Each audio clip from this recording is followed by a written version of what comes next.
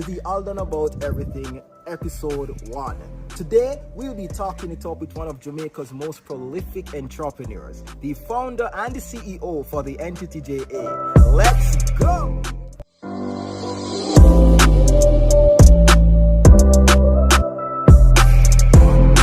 Alright, so here we are with the owner for the entity JA, CEO and founder, Oshane Ellis.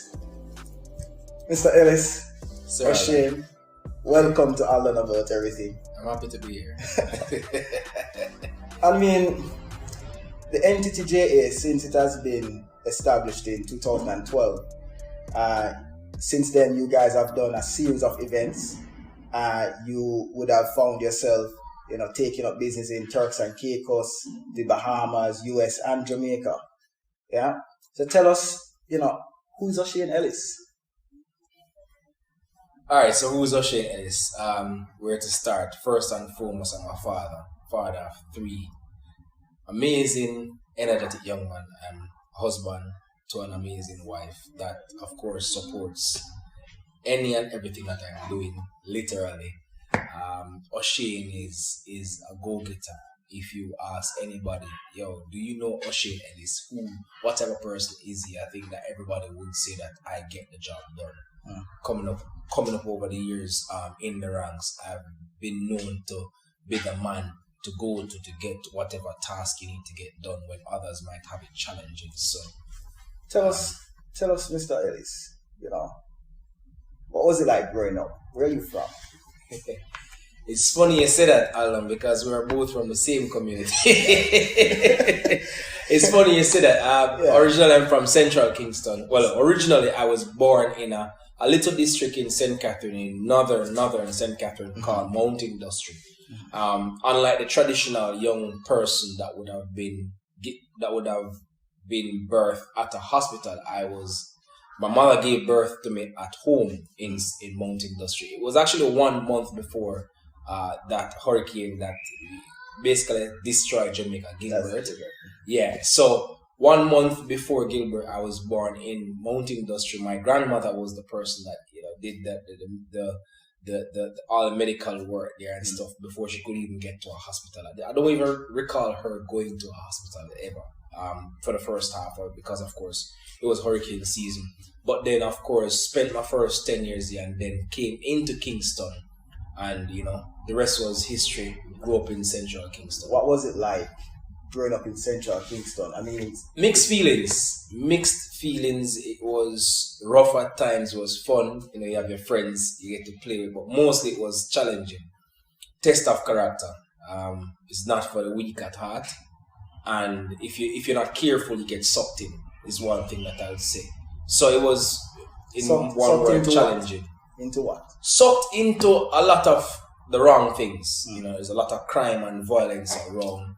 There's a lot of domestic violence around, just violence overall. And if you're not careful, if you don't have strong foundation, you're going to find yourself on the wrong path of society, on the wrong line.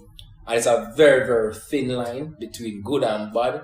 And if you don't have that foundation, and I was fortunate to have a mother that ruled with an iron fist.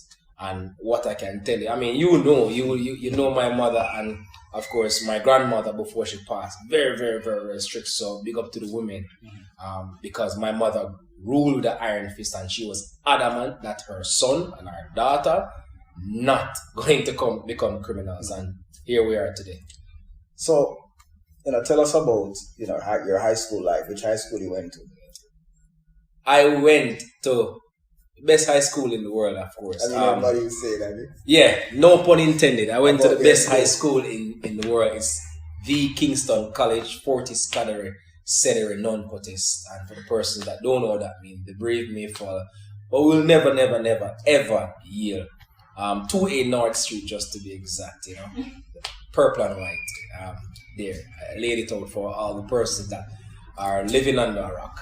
At what age you realized that you wanted to go into business on your own? Age, I've been doing hustling, you would put it, since primary school. So in primary school, I used to sell bag juice, I used to sell lollipop, and I used to sell police cookie. And funny enough, on weekends, my mother used to work at the Gleaner Company. So on weekends, I would work at Gleaner Company in the insertion department. So I'm the person that would pick up the stacks of papers when the ladies would put the assembled paper, the Gleaner together. I'd pick up the stack and bring it over to the machine where it gets sorted and sealed. And it's money. And trust me, I love the feel of when you work, you get paid for your money. And I remember my mother telling me that when you get your first paycheck, the feeling of getting compensated for your hard work, it going to change your perspective on your life. And I remember when we was at primary school when we were doing selling the stuff, I mean, that was buy and sell because you want things. But I remember when I was going to the Gleaner on weekends with my mother and working, and then when you get that brown envelope, trust me, that brown envelope, very significant. It was a good feeling. It was a different feeling. Jamaican parents have a way. When you do your little hustle or you save your money, they take it and they use it for your own purposes, of course, for your own good. For your own good. Was that your experience? Actually, growing up in my younger years, every time I got my pay or salary, I would give it to my mother to help out. Mm-hmm. That's one thing when you grow up in a community where you see a lot of absent fathers, or you see all the different violence and of course the hardship that you go through. You just want to hurry up and finish school, get a job so that you can help out with the family. So every time I get some money, I would give it to my mother and I say, Mommy, grocery, or if it's back to school time, it's back to school time. You make a lot of mention about your mother, and obviously she would have made a positive impact in your life. But what about your father? My father, well, to be honest, I don't have the best of relationships with my father. And it's for many, many reasons. But if I should summarize, I would say that sometimes it's best when you, what should I say? Sometimes it's best when for me right now, I'm about energy. And if our energies don't click, then I rather secure my energy and protect my energy from your energy. So when you have a negative and a positive energy, they're not going to meet all the time. And over the years, our relationship has deteriorated. And when one party don't really make amends or try to make amends, then it doesn't really make any sense. So for me, when I'm around negative forces, I tend to, just stay away from it. And I mean, one of my promises growing up, how the treatment I got growing up I've always said that I'm never going to be like my father. I'm just going to do the opposite. So I've really lived my life doing the opposite of what my father used to do. And that has gotten me here thus far. I've never really abused my kids. Other means, thank God for my wife. She's very good with the filtering. So, yeah. So I don't have a good relationship with my father. So I don't really speak much of him because there's not much to speak of. Understood. All right. So fast forward a bit. You are fresh out of high school. What happened after that? Listen to me. High school, let's just bring it back a little bit. High school was amazing. You see, when you get to go to KC, now it's a big up school. No, you see, people don't understand. People don't understand. They say KC is a cult, but it prepares you for life, and it's hard to explain. But when you go KC, you're that's life, the hardships, the challenges with schoolwork, the balance you have to have, because if you do an extracurricular activity, you have to. So that prepared me. But fresh out of high school, I thought I was gonna become, take on the world. But the reality is, fresh out of high school, I actually got a job as an accountant trainee. I'm supposed to be an intern, and it just extended for a little bit. And I'll tell you how I got that job. So we had this Founders Day week that we always have every year. And one of the old boys came and he was giving a speech. And the ending of the speech, he asked for one volunteer. And I'm telling you, the entire school was in the chapel. or as many could fit. And there was nobody that stood up to volunteer. And I stood up, like nobody pushed me. In high school, I was shy. I don't know why I stood up. And when I stood up, I was trying to sit down. But by that time, it was too late because he saw me. And I'm like, should I sit down? I'm like, you know what? Let's see what this is going to happen. Let's see what's going to happen. So I was curious. I was very curious. So that was what made me stood up. And I went up to him up front. And, you know, he looked up the chapel. Now, the top of the chapel is about almost 50 feet up. And we're there. And he said, jump and touch the ceiling. And I looked at him. I thought he was crazy, but I don't know if it was on my face, but I didn't see anything. So I looked up. I'm like, all right, cool. He said, try and jump it. So I'm going to try and jump and touch the ceiling. So I crouched, and then he stopped me. And I'm like, all right. I'm not really good at squats, but all right, cool. He stopped me. And I guess he realized it was pressure on my little knee. Then so he said, all right, stand up. He said, did you guys realize what happened? And everybody is like, yeah, he failed at the squat. And nobody could understand what was happening. And then he continued his speech and he said, let me tell you guys something. You're about, or it was the entire fifth form. And he said that you're about to leave school. Some of you are going to go to sixth form. Some of you are going to move on straight into university.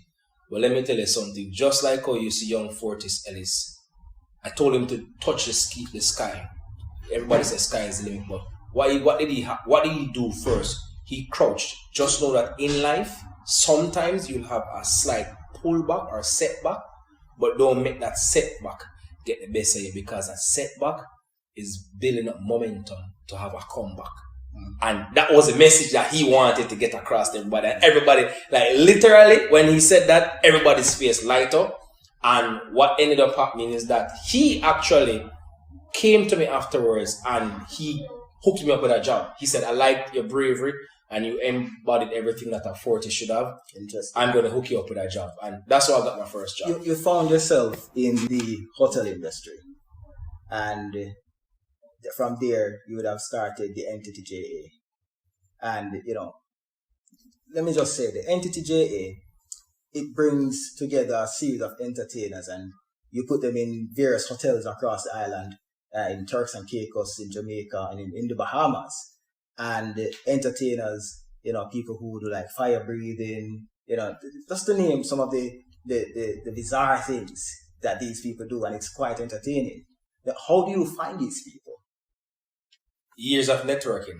As you rightfully said, I started off in the hotel industry 2007. You used to work at Hedonism 3, and what happened is that over the years you meet, because you're in the field, because I'm in the field, you get to meet so many talents. And I know Aldan. Aldan knows 5 talents, so it's really leveraging. So I leverage my network that I have, and then I dig deep into the network. And that's how once you're a part of the community, it's not really hard to find the talents, but it's something that it takes years of networking. So I'm really leveraging my network. Aside from finding these entertainers, you would have done a series of events. Yes. So tell us about some of those events. Well, when I was working at one of Jamaica's top hotel chain, Sandals Resorts International, we would have done a lot of events with them. When I resigned, we would have done a lot of events. I remember we did the launch. One of the most memorable one was when they were relaunching the Sandals Grand into Sandals Ochi Beach Resort, and we worked with the team there and coordinated a 2-day launch, and it was spectacular. We did a world party for the stewards in the hangar in there, hangar by Montego Bay, and doing those events, it showed me a different side of the creative industry in Jamaica. And what really topped it was when we actually did the ATL Unbeatable campaign with the Flashmob series in Jamaica. That was something different because it was the first time happening in Jamaica. And, we had to block off major intersections in Jamaica: Kingston, New Kingston, Halfway Tree, Montego Bay, Samshaft Square, and put together just this amazing, literally 5 minutes worth of entertainment. It took us weeks of planning and logistics because everything had to be on par. But trust me, these events that we do, it's mind-boggling and it's stressful. It was a good stress, a positive stress. A lot of people on social media would have seen an event by the name of Solaris Weekend. and they would not even fathom that you're the person behind such a magnificent event. I mean, how did you pull that off during COVID time? Yeah, during COVID. Oh Lord! And ensuring that all protocols were followed. You know, because that was during the time when the entertainment sector was given a breather of sorts. Yeah. So basically, I'm one of the persons behind it. I can't take all the credit. Big up to my brother Adam Gomes, mastermind. But of course, you know, when Adam came to me and said, yo, he wanted to do something special within the time because, you know, people were so stressed from COVID on a whole. We're like, okay, and we started the planning for Solaris. I mean, we did that getaway at a hotel, at a resort in Jamaica, and it was basically, you know, it was wrapped around the whole concept of getting people to escape their everyday norm. The visitors, because it was all tourists, the visitors that we brought in, honestly, it was high stress because a lot of them worked on the front end and they just needed a break. And that's really what Solaris is, the ray of sunshine.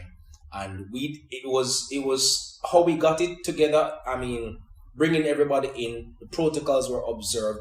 It wasn't hard because at that time, a lot of persons were not. It wasn't, every hotel had a number of persons that they could cater to. So when we got our cap, we knew that we just need to fill our cap. If your cap is 50 rooms, you just work accordingly. Logistics-wise, everything was on property. So it's not like we had to go outside. We literally didn't have, we were outside, but not physically outside on the road. We were on hotel ground. So you said something very important about networking and leveraging your network, right? There was one social media influencer who, in the excitement of it all, had everyone organized and come to Jamaica on one plane. I mean, that should feel good as a promoter, eh? It does, because, you know, it's a very special bond that we've created with Solaris, and it's friends of friends coming together, and it's just so funny when everybody gathers for one thing to have fun.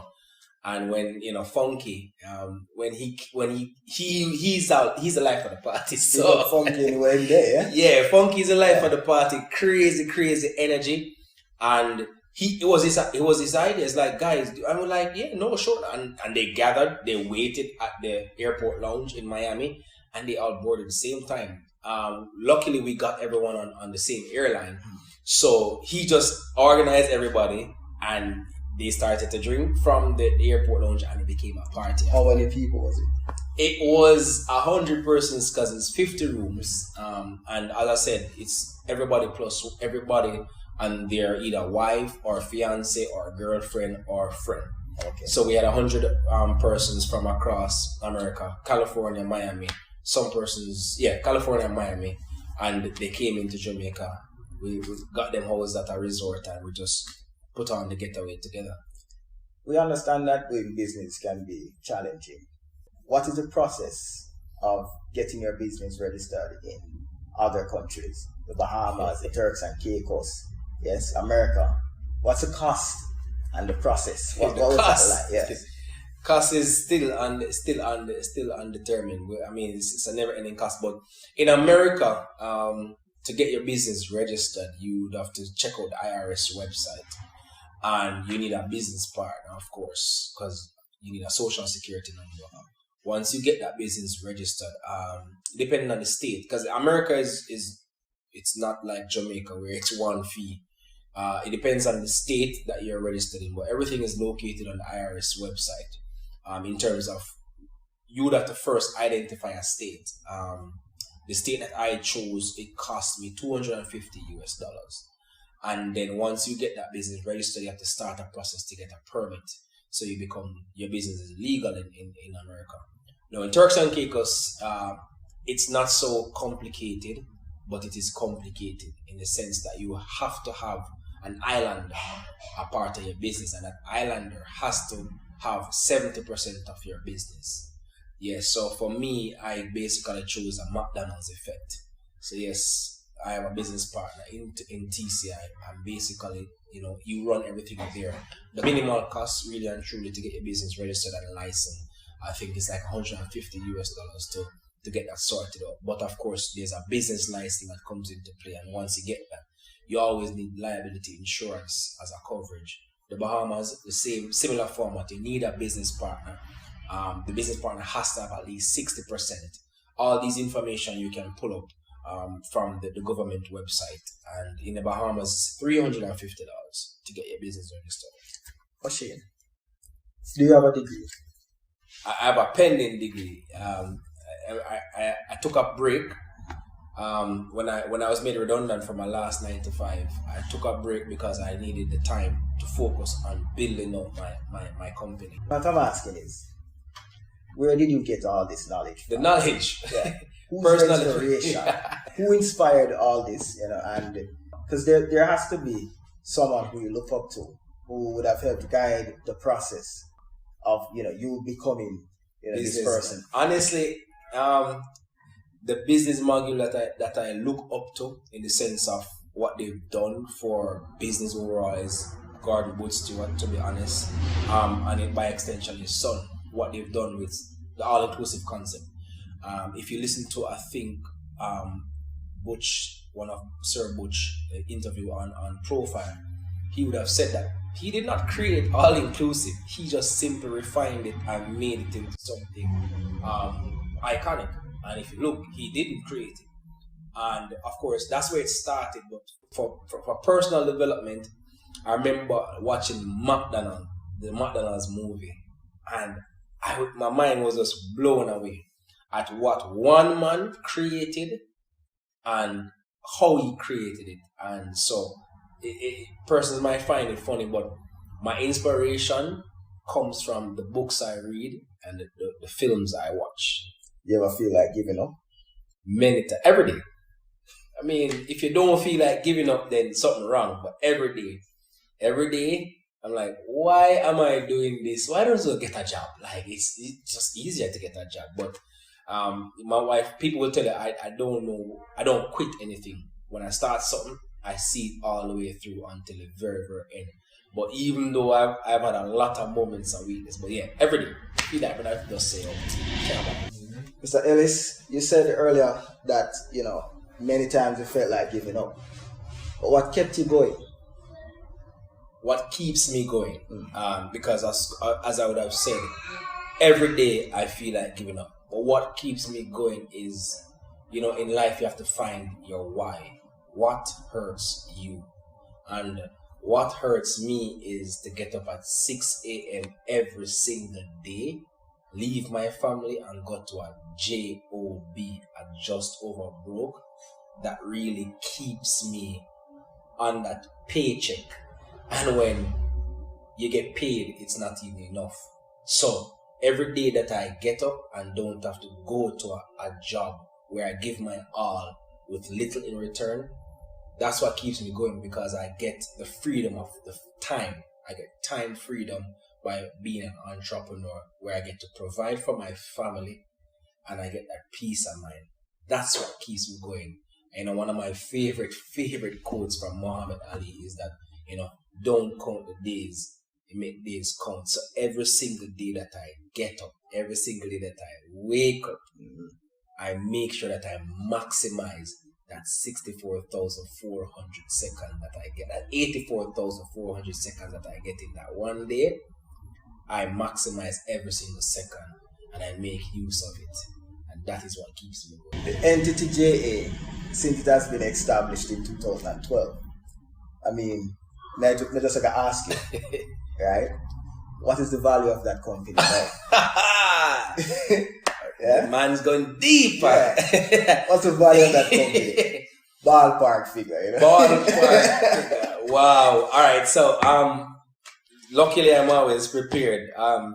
Ballpark figure, the company is valued at, this man putting me on the spot, but the company, it's valued at anywhere from 500,000 US up to 850,000 US dollars. Somewhere in that region. That's where the company is valued right now. That's okay. So, peeps, there you have it. Oshane Ellis, the founder father, husband, the man himself, Mr. The Entity JA, from Alden About Everything. Respect, my brother. Yeah. So see you guys on episode 2 when we will be interviewing another prolific Jamaican entrepreneur. So from us, peace out. See you next time.